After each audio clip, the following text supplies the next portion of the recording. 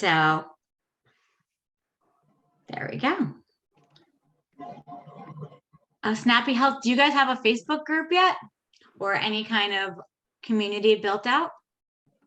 We have a circle right now. Oh, nice.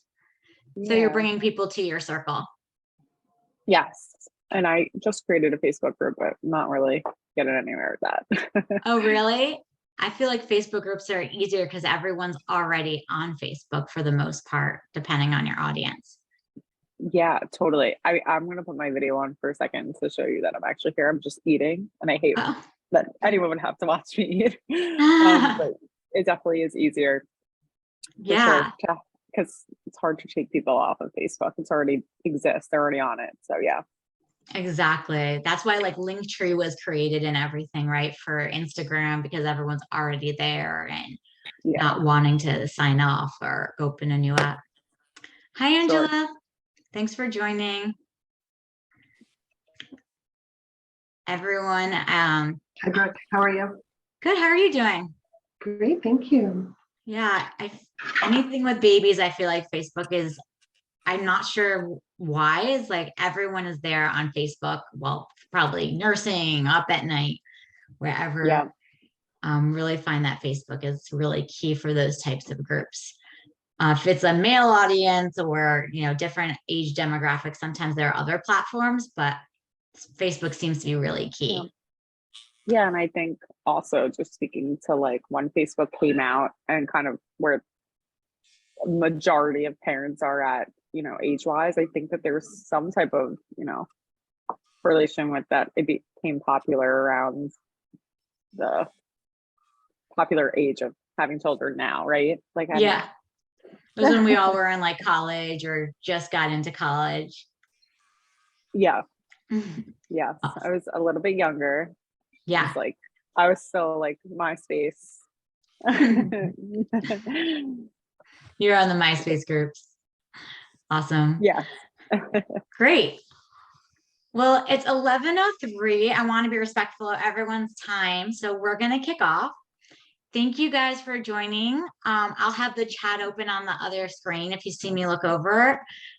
This is Community Building 101, where we're going to talk all about the best ways to build community for your business. So if anyone's here because you're unsure how to create it and have it work for your business, if you want to learn more about why customers would even use a community and how they're using it, or if you're struggling to know how to engage with them or where to connect with them, which platform to use, we'll talk about all of that today. So today we're going to learn about virtual communities because there are two forms of communities. We'll understand how to build and engage with them. And then we'll figure out if they make sense for your business, because they don't for every business, but for yours, we'll see if it's key. For those who don't know me, hi, I'm Brooke Shapiro. I spent 15 years as a senior marketing positions at different organizations. I joke I'm a serial community builder. I was building communities on Facebook before they even had groups. So I used to lead a community for Taco Bell and the Beefy Crunch movement with 36,000. I have a parent organization here in the Bay Area where we have a Facebook group. Oh, do you mind muting yourselves? I can go ahead and do it on my end. 1 second. Mute. Mute. I think I got the one. Mute all. Okay. Can you guys hear me okay? Great. So I'm currently working with early stage businesses to help them with their communities as well. So some of the brands I work on currently are Namu, which is an infant formula company, Milk Drop, which is a breast pump cushion, Tot Squad, Pearls Honey. Some of you may know Food 52 I used to work with, and 18 Chestnut Soup.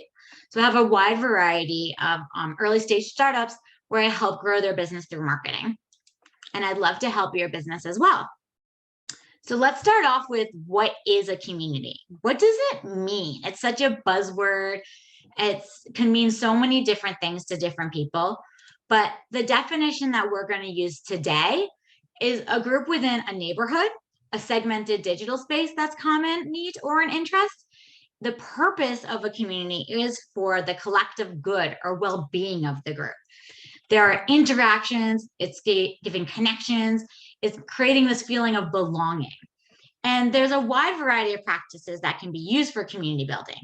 It could be in-person events like a potluck, or it could just be a place where people are firing questions and needing those answers for their needs. So instead of them spending hours Googling, it's more of that one-to-one answering questions platform. Ooh. So the two types of communities, as I mentioned, there's in-person, which is actually the Sprinkles parents, the community I have. We do in-person events, they're in-person gatherings and building a community. And then there's virtual communities, which is more on different platforms and where we're going to focus on today.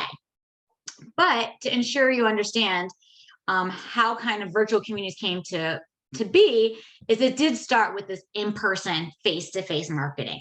It was that grassroots, that live events, that locally connecting with others and just really feeling of togetherness, which I think during the pandemic, we all saw the importance of.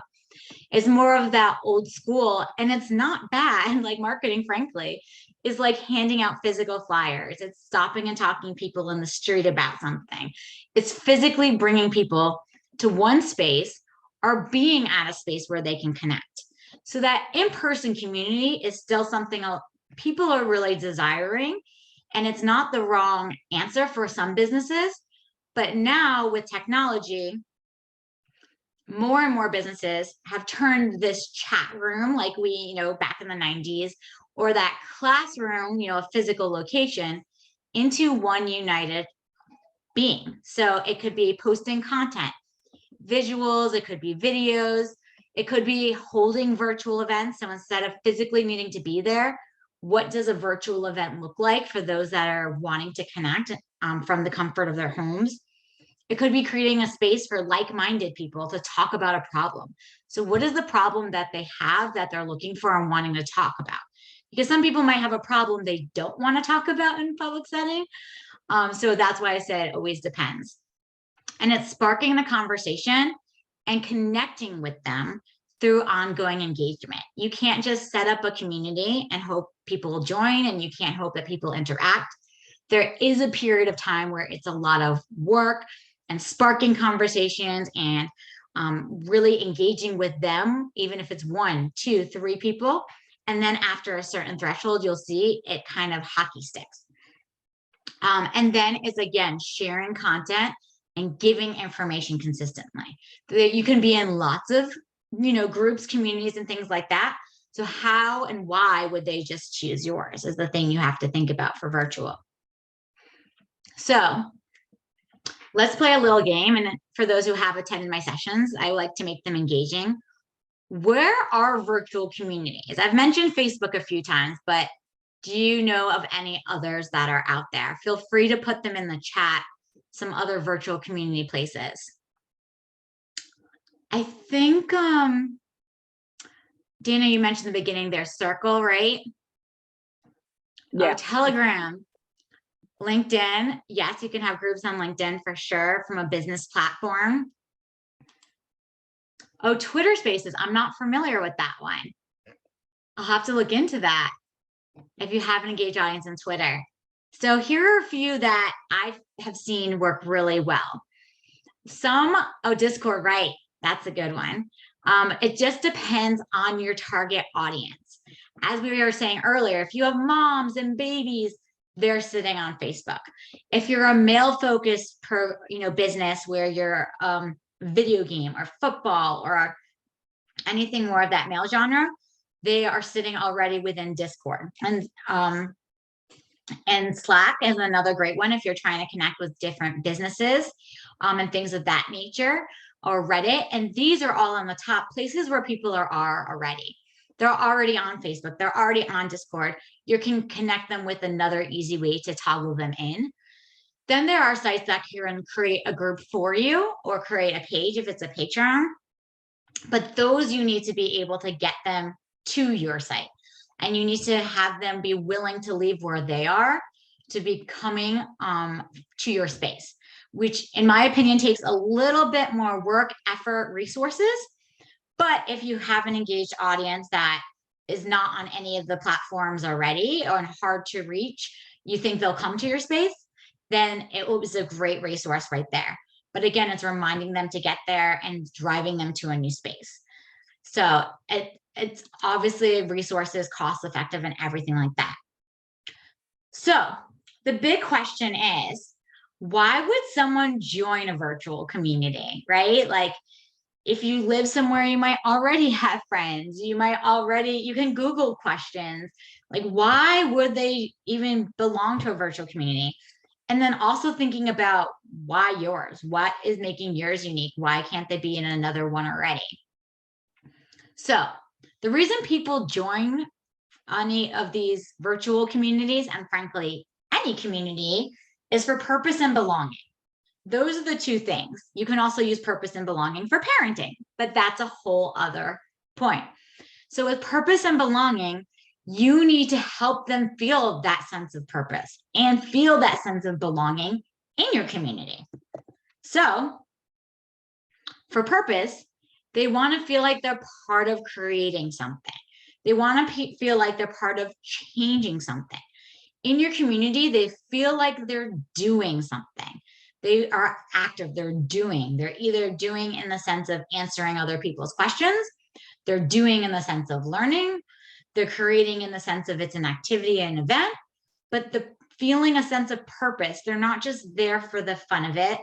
No offense, most people don't always care about your brand per se. They want something bigger. They're looking for this purpose, and your brand or your business can be giving it to them. So for belonging, if anyone has kids, a kid's book about belonging is my son's favorite book on the portal right now. There are 4 components to belonging that ring true to having a community for your business. The first is connection. So who and how are you connecting with people? What is that form of connection? The second is support. How are you supporting them? What are you doing that is giving them that support and encouragement along the way on their journey? The third is comfort. So how are you making them comfortable? Are you giving them a sense of relief? Are you making them learn more about a topic? What is that sense of comfort that you are providing them? And then the fourth is safety. So when they're in your group, wherever it is, they feel safe. They know it's their happy place. It's somewhere they want to be. And so that safety is really, really key in your group, that they know they aren't getting spammed. They know they aren't getting sold to. They aren't getting judged. Those 4 things in community are really key. So the next thing is knowing what's happening in a successful community. So if you're creating this community, how do you know what's happening there? What is success really looking like to know it's working for your business? And working for your business may mean becoming more loyal to your brand, recommending your brand. Communities don't necessarily drive sales per se right away. You can't get a ROAS automatically, but they are really powerful on building that loyalty, getting people to want to be word of mouths for your business. And that's the power of a community, not necessarily tracking, $1 in, $1 out. So there are 3 different people that live inside of your community. The first are people who are askers. You can think of it as more engaged people. They're constantly asking questions. They're constantly liking. They're constantly just really involved in whatever you're saying and doing. I'll be honest, I'm one of those people. I'm always commenting in groups. I'm answering other people's questions. I'm like sharing my experience. Those are like people who are really big on asking and answering and hand raising that they want to be there and they're all in. And those are going to be the most powerful people for your business. The second are lurkers. These are people that you don't realize are actually engaged because they aren't saying anything. They aren't liking anything, but they're always reading, and they are ones who randomly will sign up. They're the ones who are randomly buying. They're the ones who are randomly sharing with friends because they're in there in your group, strangely lurking along, and just seeing what other people are saying, because frankly, they're probably too scared to ask and they want to feel like they belong somewhere without having the words or ways to do it. And these lurkers, you need to be careful you don't mistake them for people who are not engaged, because there are also people in your group who are literally not sure why they signed up, accidentally somehow popped in, no longer may need to be part of your group, right? If you were a baby group and now have teenagers and they just never unsubscribe. So you will have some not engaged. And frankly, do not spend your energy trying to get the non-engaged folks, because they may have phased out or are onto something new. Where your biggest bang for your buck and energy and resources is using these askers, engaging with these lurkers. So asking, seeing what questions these askers are asking, seeing what are asking the askers, what they want to be asked or see or do. And then the lurkers, again, keep seeing how people are looking at it, seeing how people are opening everything, seeing how people are engaged. Because those lurkers, like I said, are not engaged, but they are still really invested in your brand and business. But again, your community that you create is not about your business. It's about something bigger. It's about a problem they have and giving them a purpose and belonging. So how do you actually brass tacks create a community? You are authentically answering their issues in other Facebook groups that might be similar or parallel, and you're directing them to your community for more information, whether it's Facebook going page to page, whether it's in Reddit going from check here to there, whether it's in a Slack group from, hey, I'm doing this, come join me there. Again, you have to be careful because you can get pinged and kicked out of other spaces by trying to redirect people. But if you do it in an authentic way, that's how you can secretly build your community. And that's how I got my Sprinkles parents in 6 months to be at 1,500 or so followers. So the second thing is creating a resource or document they need. You have something that they want. So what is it that they want? Well, again, answering their questions, directing them back to your site. So do you have tips and tricks? Do you have a video? Do you have a program? Something that they need, so that way they will actually come to your group. There's again, people don't have a reason to come to your group. There are lots of different options. So what is it that they need that would make them want to go there? Incentivizing them to bring their friends. In order to grow, you need more people. How do you bring people? Connecting with their friends. Usually if one person has an issue, they have a friend in an issue that they've, talked to before. They may be in a similar life stage if they're having health issues or something. And then build your community where they want to be, not where you want them to go. As I mentioned, places like Patreon or Circle, you're having to bring them there, or if it's on your website, bringing them there. People aren't going to check your site every day. Be where they already are, or if you need them to go to where you are, you need to be prepared to have the resources and energy to bring them there. The last thing is engage and educate them on a topic larger than your product. Like I was saying, if you are a candy company, a healthy candy company, for example, no one cares necessarily about candy. People may not want to talk about candy and flavors, but they may be enjoying healthy living. They may be trying to reduce their sugar. They may be missing their old candies. So what is something bigger, or changing the chocolate industry to be fair trade? What is that they could all rally around, that they would be part of your community? Because your brand name usually is not going to get people that interested if you're a product or service that they want to be part of, unless you're a community or something bigger like that. So knowing what people want to be, what community they want to be part of, what they want to learn, what they care about is really where you're going to be key. So if you attended my last seminar, you probably saw the 7 golden rules of cult brands. This is literally my favorite marketing slide in the universe. So I'm going to share it with all of you, because I think this can relate to your community as well, wherever it is. So if you get people in your community to become a brand loyalist and advocate for you, that's the most powerful form of marketing. You could spend all the advertising dollars in the world, but if a friend tells another friend to go buy the product, they'll do it every time. They won't research it. They won't question it. It's from a human to a human, and that is gold. That's why influencer marketing is so powerful, right? And that's why community is so powerful, because you're getting lots of people that are all have the same purpose and vision that want to help. So to create a good community and then create marketing, you need to be differentiated. You have to be different from all other brands, competitors, and everything like that. And daring, you have to be willing to try something or say something a little unexpected, not confrontational per se, but willing to try something new, willing to be a blueberry chocolate brand or something people, didn't expect to see. You need to be about lifestyle driven. Again, it's not about your product. It's not about your service at the end of the day. People choose with their emotions. So what is that lifestyle? What are these people going through in the community? What are their interests in the community? What is the lifestyle and something that you really are like being a part of? Is it losing weight? Is it healthier eating? Is it sleeping through the night? Whatever that is. The fourth thing is listening. So this is the biggest purpose of a community, is you're seeing what people are saying. It's real-time consumer feedback. It's real-time seeing what kind of content they want to look at. It's real-time answering their questions versus guessing what they're interested in or what flavor they want or what services they want. You literally can see their issues and know how to create an Instagram reel or a class or talk about ahead of time to a customer what they want to hear. So it's really important to listen. That's, I think, one of the biggest values I've seen from my clients is being able to get that consumer feedback right away by listening. Communal.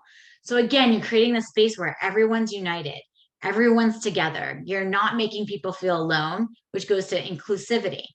Everyone's included. Nobody's not invited. They feel that belonging, that purpose, like we talked about in the beginning.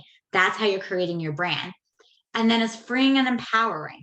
So literally, people don't feel ashamed. They're not scared. They know it's a safe space. They know you're not judging them. You're not going to turn your back on them and let them fail. Like they feel this freeing and they feel empowered that they can be themselves. They can ask the questions. They can read the questions they're looking for if they're a lurker, and just really feel connected in some way through your community you're building for your brand.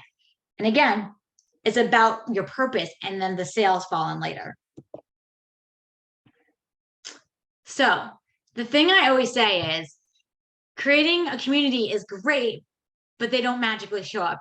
It takes a lot of work and effort, especially in the beginning, to get people to your community. If any of you, buy on Amazon, go on Amazon, Amazon calls it's called a flywheel. So you got to like push it. And then all of a sudden you'll start seeing people come in there and it'll start spinning and spinning and spinning.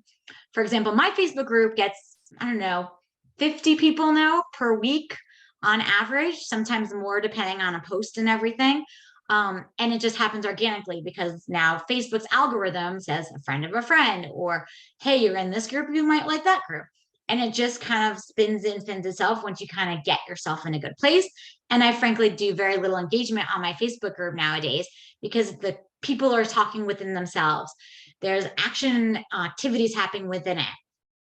And I can also capture, which is great about community for everyone, is you can capture email. So now I have a community marketing and I have an email marketing. So think about how you want people to get to your community. It's the same thing with your website. If you went to my easy e-commerce webinar, you have to create a map. People just don't automatically get there. So think about how you're using your community, how you want them to get there, and what that experience is. So you can use the community as like a lead gen to start getting people to know about you on the early stages of your business, or you can use your community as added value. I work for a baby brand where we actually use the community as added value. So you bought our product. Oh, did you know we give you support through a community where we can answer your questions?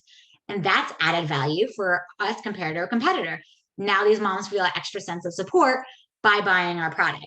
So we use it as like an added value, and then we can get consumer feedback, and we're giving them a sense of belonging and saying, hey, do you need now this plus up product in the community? And so that's how you can use community in that way. You can use community to build up your email list. You can use community in so many different ways to see, do you like this flavor? Do you like that flavor? Would you like to be a brand ambassador? And you can give them affiliate links to be buying in your community so that they work as your sales team for you. If you know that you have this really strong following.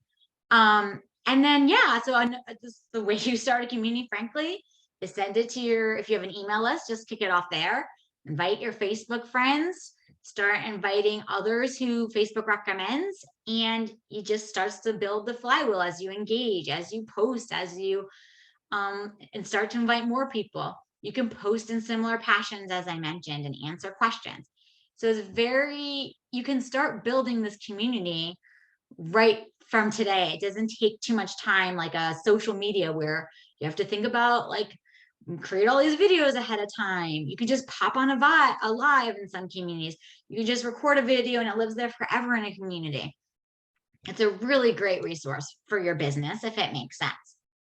So here's a trick of how to post in a Facebook group. Because as I said, in a lot of groups, whether it's a Slack channel or in Discord, they don't like you bringing people to your group. You will get kicked out if you try and spam and say, hey, I have a Facebook group, come join. You have to be able to engage with the group first, spark a conversation, like I mentioned earlier, have that engagement, and then you can kind of answer and send them to your group. So as you see here, I was in, who knows what mom group, and I said, does anyone have a picky eater? You know, this is what my struggle is. I knew their pain point. I knew what their purpose and passion is. And then 15 people started commenting. And then I said, okay, I see all you guys are struggling with the same thing as me. Would you like this, resource? Would you like this tool? Here's a solution. Let's talk about it more over here. Because this is a moms in tech group or something. Let's talk about it in a picky eaters group. So essentially you're bringing people, answering a question, and in a natural way without getting kicked out, bringing people to your page. Again, in Discord and Slack, you can do something similar. If you're doing circle and mighty groups, it's a little bit more effort to get them to come to your website. It's a little bit more email marketing. If it's a product focused, bring people in later maybe to get them to your page. I have frankly seen very few brands work on Circle, but it's not to say it doesn't work. Lots of coaching and entrepreneurship, especially health groups, have seen a lot of success in those places. I just haven't seen necessarily brands. Yes. So you're getting kicked out of Facebook groups left and right. I had that too. And that's the language you use, as I mentioned on the previous page, is all about sparking a question. Like, is this something you're having problems with? Very generic, right? It's not in it's not in my post, because the minute you put a link on a post, they're going to kick you out. You do it in the comments, because in the comments later on, it's already started the algorithm, so they aren't going to delete your post. So that's why you can do it in the comments, just never do it in a post on a different group, or else you will immediately get kicked out. And you have to do it in an authentic way. You have to be answering a question like I did, like, if helpful, you can join this. Hey, I'm part of XYZ group. Would you like to be part of it too? Instead of it being, come on down. And that is threatening to someone. Like, if I have a group, and if you have a group, you don't want people leaving and going somewhere else, but you're okay if they have another resource they can turn to, but it's all in how you do it. Or you could talk to the group leader and say, hey, another one of my clients actually saw that there was an oversuppliers Facebook group. And we said, hey, you have everyone that we want in our group. If I pay you XYZ, could I post it? Or could we do an event together? Or would you want to have me, like, she frankly bought that group from this other woman who is a old lactation consultant ready to retire. And then she had all these followers. You don't have to start from scratch. You can partner with existing groups. You can see where all the people are with the questions. You just have to be careful and build the relationship and trust first. And don't post in these groups too often, so people know that you're just in there trying to get followers. You have to be strategic and in lots of groups. There will be a recording for today's session. I saw someone ask. So after the event, I send the recording with the slides. So how do you engage with folks in their community? The way you engage is by sharing content and sparking conversation. Again, content could be videos, it could be images, it could be articles. Any way you can spark a conversation. Live chats are another great way to really engage people. It takes you 0 time. I sometimes do these actually on Facebook Lives. where you're just going live and it gives everyone a notification and people know it's happening, and you have a recording for the future that you can use for future purposes. You can have challenges like, hey, everyone, we're going to not eat carbs for a week if you're a diet brand. Or you might have an event, like whether in person, like I said, is very powerful depending on your business, or it could be an event virtually that you're going to do. Everyone does a workout, or everyone listens to a seminar, or whatever it could be. Another great thing about community, and I love this for my CPG clients, is really you can do sampling. You can test something out, or if you have a course, you can test out something and see what people say. These are your most engaged customers if they're in this group. You can hear tips from them. You can incentivize them in some way, like do a special discount just for them, or give them affiliate links if you want them to recommend with their friends. So the last way that I like to engage with folks in my community is make them feel like they're part of my brand.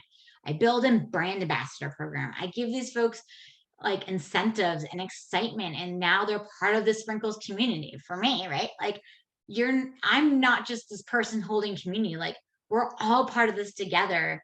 You're helping a parent, I'm helping a parent, we're all in the solution together. And I think that's really powerful because it goes back to that purpose, that belonging, and frankly takes some pressure off my plate and my business, since I'm as a founder doing so many different things that I can only carry on so much. So I wanted to share a few examples of other brands that have communities. And these are all very successful brands. One of the fun facts is, you may not know, there's the Leaf Raker Society, which is actually Starbucks's Facebook group. It has 43,000 followers. They call it Leaf Rakers because they're people who love the pumpkin spice latte. They wait all year long for it. They know people loved it. They saw fandom. They saw people talking about it. Saw countdowns. Literally made this Facebook group of 43,000 people. And these 43,000 get secret discount codes. They can share it with friends. They talk about it. And again, you notice it's not the Starbucks Facebook group. It is something bigger. It's a community. Glossier, they're straight up what their business name is, but it's all about makeup. It's talking about makeup. It's sampling makeup. It's about which colors do you like.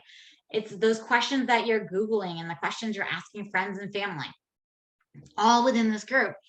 And they have 410,000 people in here and when they see a product, they buy it, and it's all within this group. Again, these are all Facebook groups, so they're easier for me to get visuals for. But I know in Slack, I'm part of a CPG Slack group that has thousands of people in it that are all asking the same questions. They all are in this founder's journey together.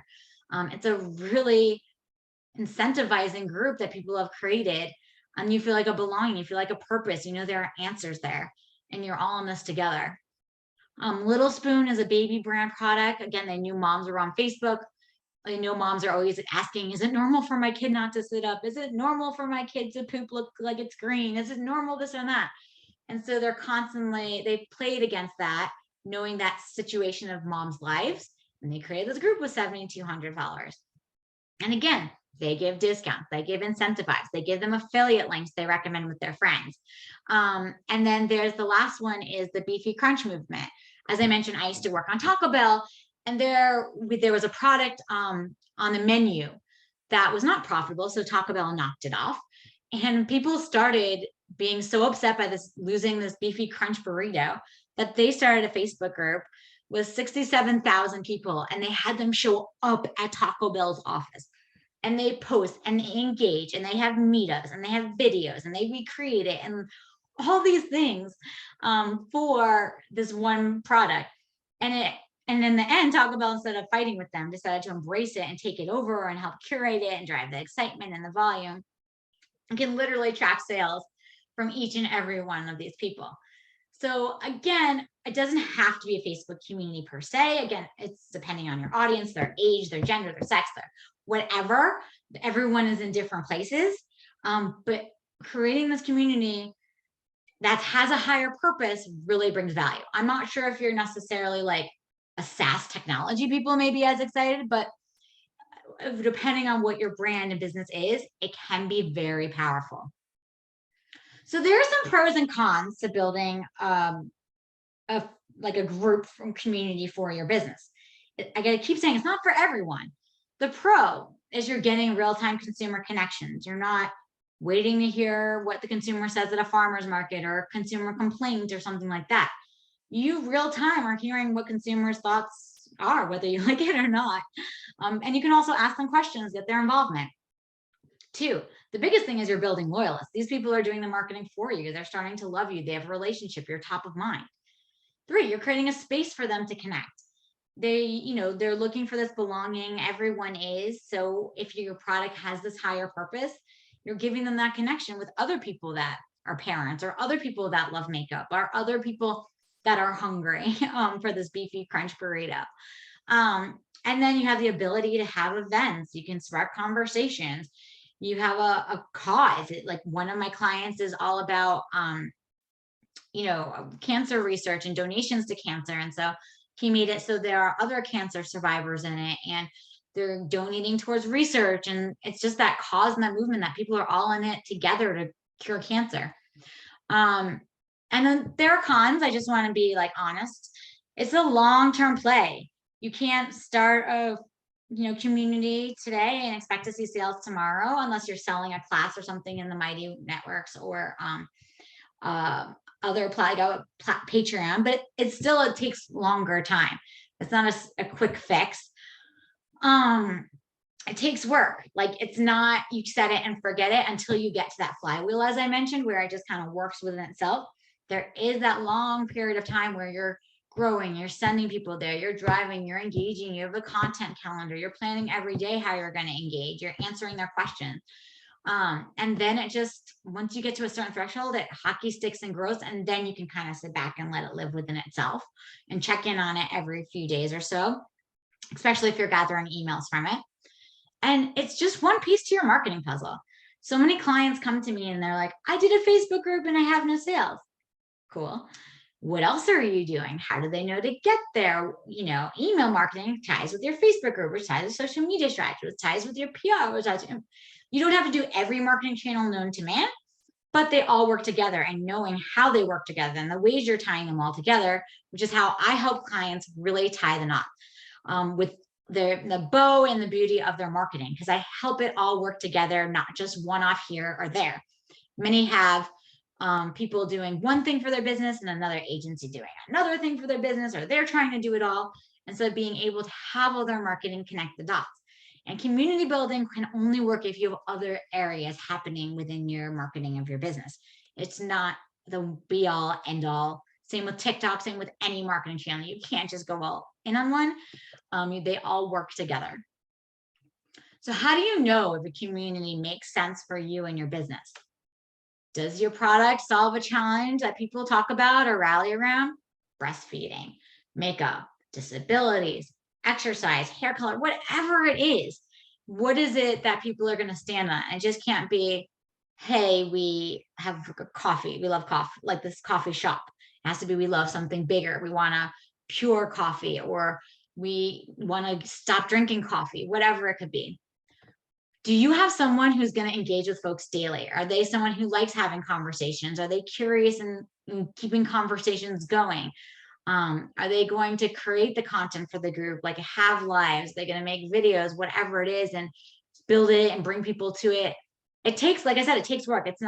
It could be a full-time job for someone. It's not just part of your wheel. It's a lot of energy in the beginning. Are you looking to talk to your consumer easily to get input? If you haven't necessarily fully launched it and you're trying to get input or coming out with a new line or new flavor, do you want to have like consumers do a brand ambassador program for you, where you're thinking having them sell your products versus you needing a sales team or needing to put too much marketing in, then a community could be really great for you. Feel free to set up a time and we can discuss if it makes sense for your business. I'm here to help you thrive and help see your business grow. That's what I love to do every day, day in and day out, is see small businesses, early stage companies grow through various areas of marketing. So I'm happy to help you in any way. I have more webinars coming up in the next few weeks. Next month, I have retail marketing in store and online. So if you're a CPG sold in store, would love to have you there.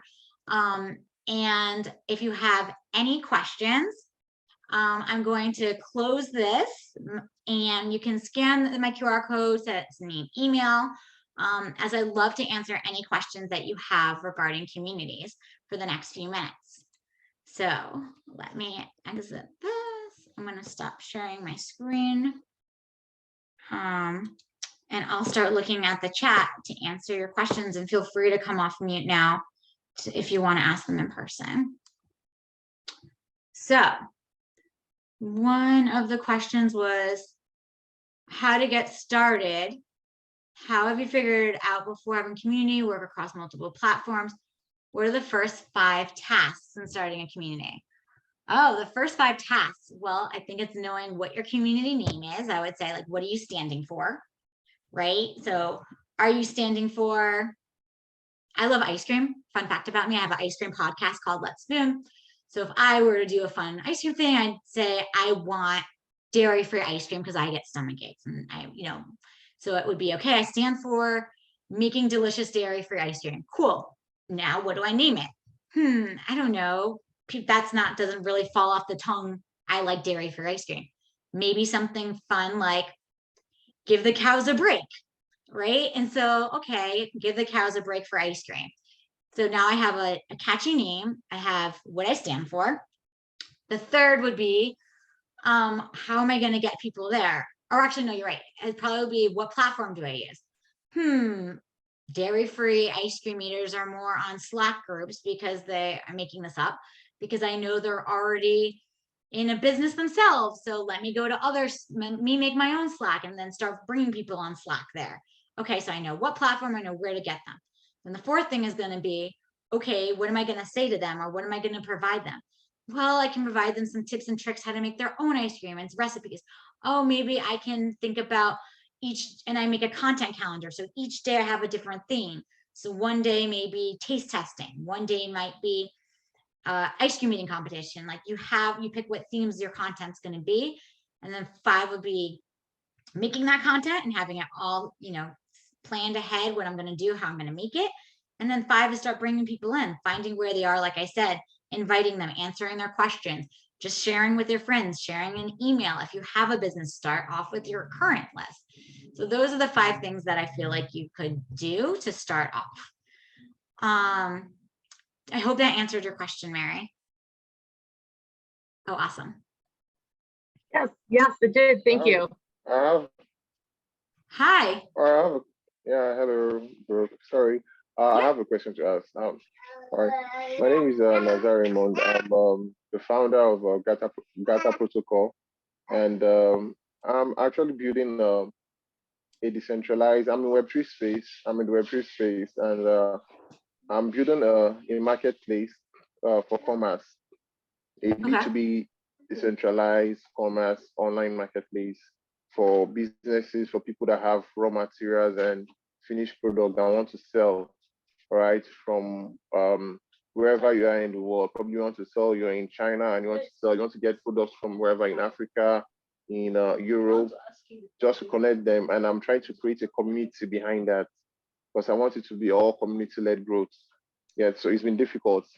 It's been quite difficult trying to get a strong community backing that. And I don't know how possible it would be to create a community behind commerce when we know in the normal commercial sense, it's a kind of a race. Everyone is trying to sell.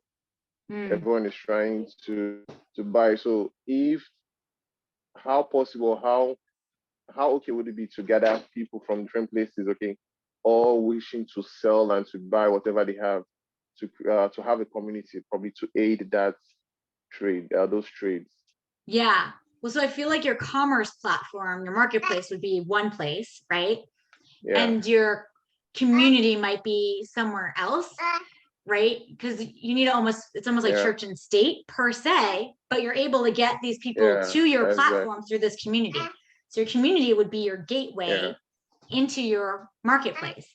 And so as I mentioned earlier, and I actually saw Dana ask about the CPG Slack group I'm in this Slack group that I'm in, they found that people are already on Slack asking questions. So those are the sellers, like think of all the founders of ice cream or candy or whatever. And they also tie together people who are selling to them that are technology companies or SaaS, like a marketing, like me as a marketing person, I'm in there Yeah. trying to get clients. So they brought together those two people, but they know in that community per se, it's not about selling at like you can pay and you can sell to each other. But in the community itself, it's about answering each other's questions, having solutions, people asking for what they need. And they found that, founders were on Slack. That's like that platform. I don't know you mentioned like raw materials and the B2B, where are those people today? Like, what are they doing? What tools are they using? Like, I actually don't know the industry at all. I'm sorry, but like, I don't know. Are they all using ADP for their billing systems? I don't know. And they're in the ADP class. Or like, where are they going for information? There has to be someone they're either asking or some resource where they are. I like to do consumer journeys where I think about who I want in my Facebook group or in my website. And I think about what their day looks like. Where are they looking for email? Where are they getting information? Who are they talking to? Maybe they don't know they could talk to anyone, and that's where you're coming in and helping them. You're giving them a place to like answer questions and ask questions. And you're saying, hey, come to my group where you can ask some questions or create new partnerships. One of my webinars in a few months is about partnerships and the power of partnerships. And it's not about selling at that point. It's about partnering together. It's about making introductions to people. It's about opening doors for each other. And that's, communities aren't for selling. They're for connecting and answering questions. And then you might go into business later on because you feel that connection. But if it's a business community in your case, it's all about answering each other's questions, seeing what's out there, sourcing new contacts and information. I hope that's helpful. Like, I have a women's referral circle where I literally just connected women together and we answer and ask each other questions in a Slack group. And I sent everyone there. And now my job and my energy is engaging people. So again, I told people to go here, but you may have another platform where people want to be, or you're bringing them to already. Does that help? Oh, you're on mute. Yeah, I said it helps. I think it helps because I'm already picturing some places on Facebook. I can let me Yeah. not mention involved. I'm picturing some places and the kind of communications that we can help them to help them have. Yeah, it really helps. I'm grateful. Yeah. I'm grateful. Cool. Thank you. Oh, hi there, friend. I have a 4 and a 2-year-old, so I get it. They can join. All right. Subliminally, I think kids are all Thank going to you. learn how to do business through my webinars, is my hope. All right. I would love to have more links to always keep coming back for more. This is my first time actually. My first time I was by chance saw the link on LinkedIn. So I'm really grateful to learn that because I just learned more. I learned a million here right now. Oh, okay. Awesome. Yes. Here Let's right stay now. connected. I'm happy to help. All right. Thank you. Thank you. Thank very you. much. Okay. What would be the best time? Is what I'm doing. What were 3 and 4? Sorry, Caleb, what would be the best time? Is what I'm doing. Can you repeat that? I don't see you on. Oh, 3 and 4. I will send in the follow-up email what my 1, 2, 3, and 4 was after this. So that way you guys have it, and maybe I'll even make a slide that I put in there, because that was a great question, Mary, that I didn't put in the stack. Thank you. Yeah, it's always hard, like so much great information. It's always like hard to break it down to the digestible thing to do next, because Right. I think as everyone can relate, there's so many priorities. Yeah, as a founder, you probably feel like you're pulled in many different directions. Is it my operations hat? Is it my tax season? Is it my, I don't know, who knows what else? You're trying to upload something. Is there bookkeeping? There's always something. And what's your business, Mary? So I'm actually, I'm kind of in process. I'm a solopreneur of a consulting business around innovation. Oh, cool. So product That's innovation? kind of how I make money. And then I'm working on a startup product and business model innovation. But then I'm also working on a startup related to monetizing unpaid labor and building out a care economy infrastructure. Oh, very cool. For childcare or any kind of care? For basically I wouldn't even call it care. I would call it the invisible labor market. So there are 650 tasks associated with running your life, your home, etc. Everything from taxes to finances to buying toothpaste. And if you really think about kind of from an operating model and a business model, how we are doing that today, it's sub-optimized relative to what it could be if we shift our mindsets, if we use a new division of labor, and if we use technology to connect the right supply and demand side of people to get more done. That's awesome. Yeah, thank you for sharing that. That's very cool. Can't wait to see it. Feel free to, if you have a website or anything, put it in the chat so other people can find it too. So I've got my own kind of consulting website, but I do not have this up yet because we're kind of in stealth mode and have some strategic partnerships we're working with, etc. Oh, very cool. That's awesome. I hope this was helpful today. It absolutely was. Oh, great. Awesome. Anyone else have any other questions I could answer before I let you get back to your thousands of tasks as entrepreneurs? Yeah, I'd like to say thank you for putting this on. Thanks for agreeing to name all the 5 tasks. And it's eye-opening. I'm sort of in the same place as Melino. And in terms of being sort of in a bit of a stealth mode right now, I'm in consulting and support to medical practices of all kinds. But building a community is so powerful in terms of generating organic interest. Yeah. Thank you. No, thank you for joining. Yeah, I mean, who would have thought, like, we take it for granted sometimes for those of us that are part of communities, whether it's religious or neighborhood or things like that, and that you can do it, you can bring it to a business, or you can bring it to good or like elevate something just by making those honest and natural connections. And I think that's why I really love community building. But yeah, well, thank you guys so much for joining. You have my information if you want to reach out for any questions, need help with your marketing or brainstorming. I'm here to support everyone with their business. So thank you guys so much. I appreciate your time. Have a wonderful day. Bye.